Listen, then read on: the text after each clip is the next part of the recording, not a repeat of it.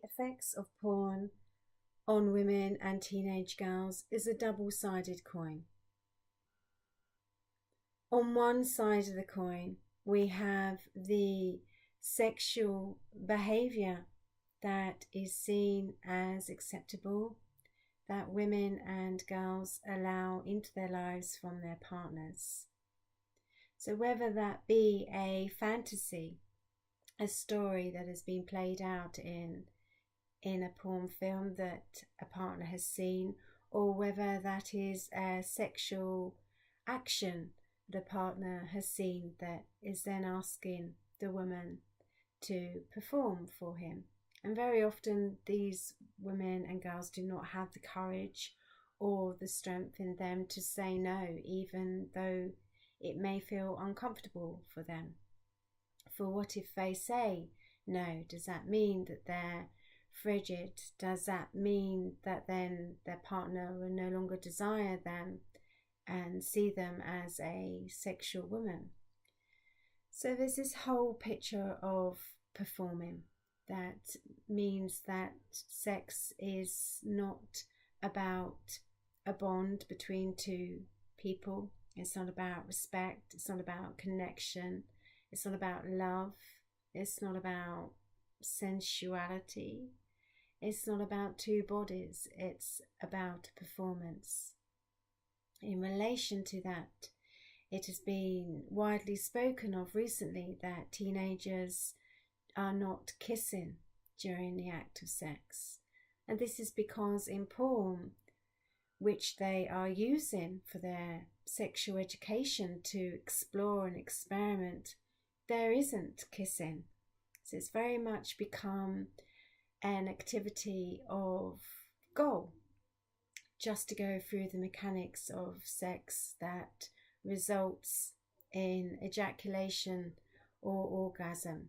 So it's increasing this idea that sex is a performance, an act, and not a sharing of two people. We also have the element of body image, where women and girls are comparing their bodies, their naked form, to that of the women in the porn films. So whether they have the porn breasts or the porn pussy, and this is creating further body image issues for women and young girls. So on the other side of the coin, we have women who have porn addiction. It's commonly spoken of that men have an addiction to porn, but not so much women. And yet in today's world, over 30% of women have an addiction to porn. As with any addiction, this is usually an escapism to an emotional need that is not being met. So rather than acknowledging that emotion and dealing with it, in seeking how to meet that need, they then escape that need. Addiction very often is not something that we think about. It's something that we start to habitually do. And women with porn addiction, they find it very hard to reach out and ask for help. A, because it's not commonly spoken of, and B, because of that, it adds to the guilt and shame that they are a woman with a porn addiction. It just makes their whole feeling of guilt around their addiction greater, more expansive than it would be for a man. Porn addiction creates body dissociation, as in often the only way to relate or have sexual intercourse with a partner is to enter the world of fantasy and story. So there's no connection to the partner and no sensuality going on within the body.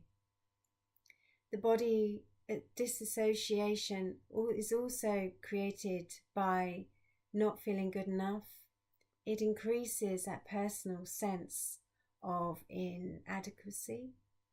And because there's lack of body association, this also expands on the inability to create intimacy in relationships.